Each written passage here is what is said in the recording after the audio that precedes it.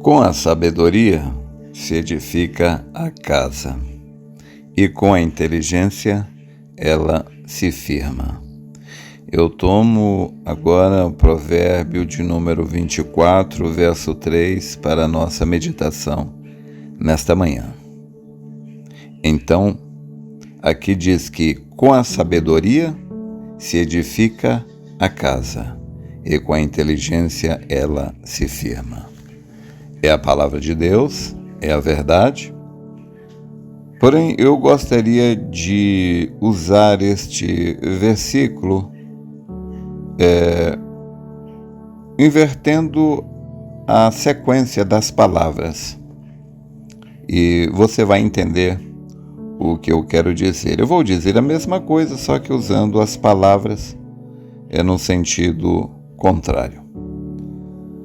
Eu diria que com a inteligência você edifica uma casa. O que eu quero dizer? Você usa a inteligência para você conseguir casar. Você usa a inteligência, é com a inteligência que você consegue o dinheiro, né? Você usa a inteligência para conseguir um trabalho, usa a inteligência para conseguir o dinheiro, construir ou comprar uma casa. Então a inteligência faz isso. Então você usa a inteligência para você conquistar aquela moça, o coração daquela moça, daquele rapaz. Então vocês casam. E aí vocês vão agora precisar da sabedoria para edificar um lar. Porque a inteligência constrói uma casa, mas somente a sabedoria pode construir um lar.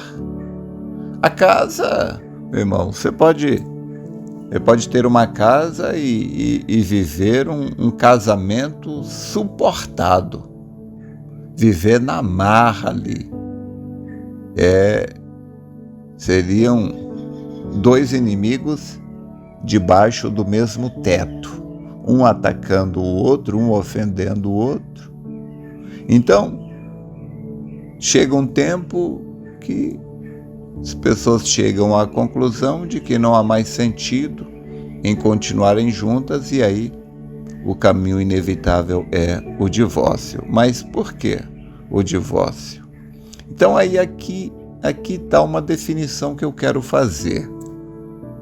A inteligência, com a inteligência, você consegue o que você quer.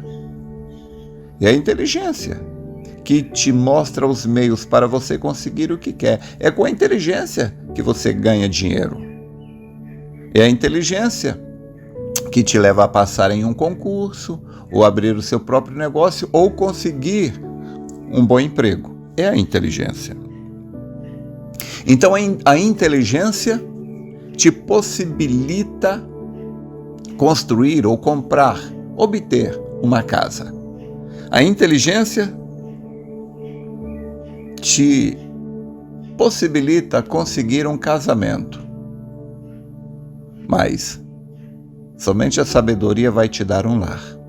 Então, a inteligência, essa é a definição que eu quero fazer. A inteligência é o que te leva a conseguir o que você quer, mas somente a sabedoria te leva a valorizar aquilo que você conseguiu. Porque a sabedoria, ela te leva a ponderar, considerar, valorizar, reconhecer o valor de uma verdadeira esposa. Somente a sabedoria pode te levar a reconhecer o verdadeiro valor de um marido. Então, a inteligência te dá o que você quer. Foi a inteligência que te levou a conseguir esse marido. Foi a inteligência que te levou a conseguir essa esposa. Mas, se você não tiver sabedoria, você não vai conseguir reconhecer os valores que essa pessoa tem em meio aos defeitos. Defeito todo mundo tem. Toda esposa tem defeito, todo marido tem defeito. Mas e as qualidades? A inteligência te faz reconhecer os defeitos, mas somente a sabedoria te leva a reconhecer, a valorizar as qualidades. E tem coisas que não são nem qualidades nem defeitos, são características, não é? E já que a gente está falando em casamento, é uma coisa que o rapaz e a moça devem analisar antes de casar. Tem coisas que não são defeitos, nem qualidades, são características. Por exemplo, um gosta de sair, adora passear. O outro só gosta de ficar em casa. Vocês vão casar? Vai ter problema, né? Vai ter problema. O ideal é que os dois gostem, né, da mesma coisa. Quanto mais parecido for as vontades, mais chance vocês têm de serem felizes. Então, com a inteligência você constrói uma casa, mas somente a sabedoria transforma aquela casa em um lar. Com a inteligência você consegue o emprego, o seu ganha-pão, mas é a sabedoria que te leva a ter prazer naquilo que você faz. Com a inteligência, você consegue um cônjuge, mas somente a sabedoria transforma aquele cônjuge no amor da sua vida. E é tão lamentável que tantas pessoas se divorciem, se separem, desistam antes de alcançarem um determinado nível de maturidade, de entendimento. Porque, na verdade, a maioridade absoluta é aos 21 anos, né? Aos 18 anos é a maioridade parcial, mas somente aos 21 que é a maturidade total, maioridade, né, total. Mas isto é igual para todo mundo, perante a lei. Mas a maturidade, o amadurecimento é muito diferente de pessoas para pessoas. Tem pessoas que aos 18 anos ele já tem maturidade para casar. Outros não têm esta maturidade, ele não alcança isso antes dos 40. Então, às vezes as pessoas elas desistem do casamento, se divorciam, se separam, e é muito triste que vão ter que viver sozinho para o resto da vida, porque perante a Bíblia, a mulher não pode casar de novo enquanto o marido for vivo, o primeiro marido estiver vivo, e o homem também não pode se separar da sua esposa, a não ser por traição, prostituição. Claro que se ele cavou isso, se ele provocou isso, nem assim ele seria livre para casar de novo. E aí, às vezes, as pessoas têm que viver sozinhos para o resto da vida, quando que, se eles esperassem um pouco mais até ter um maior grau de maturidade, de entendimento, eles poderiam viver bem, né? Poderiam mudar isto. A gente muda a cada 7 anos, a nossa maturidade, a gente alcança um grau a mais. Existe uma mudança que acontece na nossa vida a cada 7 anos, não é? Deus fez a gente assim, o 7. O 7 tem algo muito, muito importante. O 7 é um número muito importante na vida, na Bíblia, né? E a gente, se você observar, a cada 7 anos, normalmente acontece uma mudança na sua vida. Algumas pessoas percebem isso, outras não. Na minha vida, isso é muito claro, muito evidente. Mas então, eu gostaria de deixar esse entendimento, essa meditação, nesse versículo da Bíblia, que Com a inteligência você consegue uma casa, mas apenas com a sabedoria você transforma aquela casa em um lar. Com a inteligência você consegue um casamento, mas somente com a sabedoria você consegue um verdadeiro relacionamento. Somente a sabedoria pode transformar aquele casamento em uma cumplicidade mesmo, né?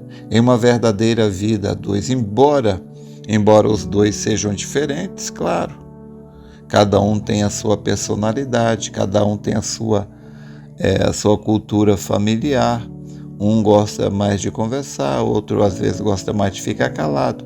Às vezes um gosta mais de gastar, outro gosta mais de investir. São coisas, mas mesmo com as diferenças, é possível a gente viver bem e feliz. Então, o casamento ele tem um grande crescimento quando o marido entende que ele não tem que fazer da sua esposa uma cópia de si mesmo, e vice-versa. Nem a mulher, quando a mulher entende que ela não tem que fazer do marido uma cópia de si mesmo. Olha, você vê o mundo através dos seus olhos. O seu cônjuge vê o mundo através dos olhos dele. Você não pode querer obrigar que seu cônjuge veja o mundo como você vê. Como se o seu mapa fosse o absoluto. O mapa de todo mundo está errado, só o meu que está certo. Não. Todos nós temos um mapa. Sabia disso? Todos nós temos um mapa. Esse mapa é a forma como nós vemos a vida. E esse mapa é formado, gerado, criado ao longo dos anos, através das experiências que passamos na nossa vida.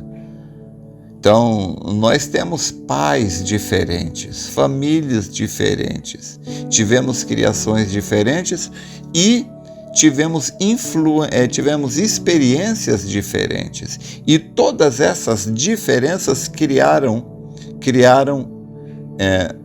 no nosso subconsciente, imprimiram no nosso subconsciente um mapa através do qual nós nos orientamos na vida. Isto na forma natural, claro. Agora, no espiritual, todos nós temos que ter o mesmo mapa, que é a Bíblia, é a palavra de Deus. Mas, de forma natural, nós temos mapas diferentes.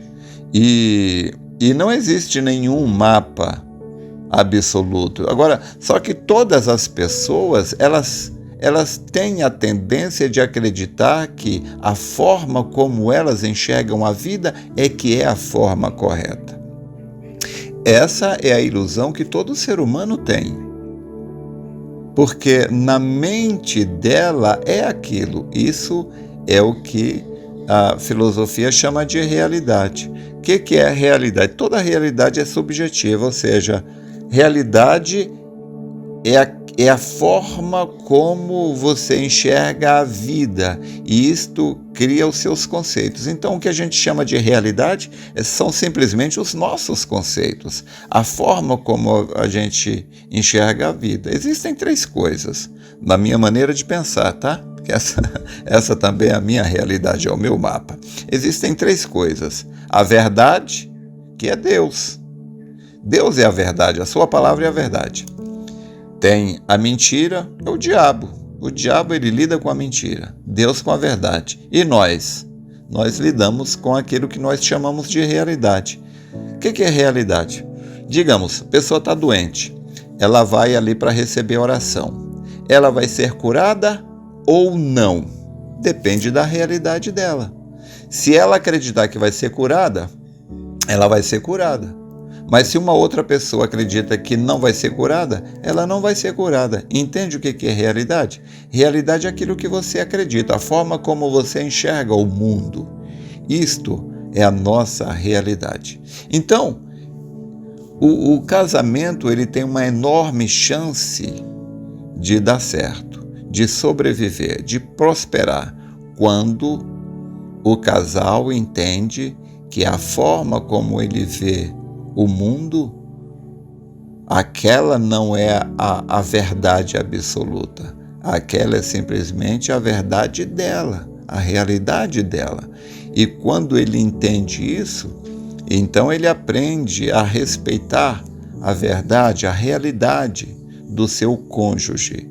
Quando você respeita a forma como o seu cônjuge vê o mundo, como o seu cônjuge vê a vida, quando você entende que você vê diferente dele, e mais que a verdade dele vale tanto quanto a sua, quando os dois têm esse entendimento, esta maturidade, então o casamento tem uma chance muito maior de não apenas sobreviver, mas de viver bem. Quando os dois têm esse entendimento, então e só então eles têm a sabedoria para transformar a casa em um lar. Espero ter te ajudado. Deus te abençoe.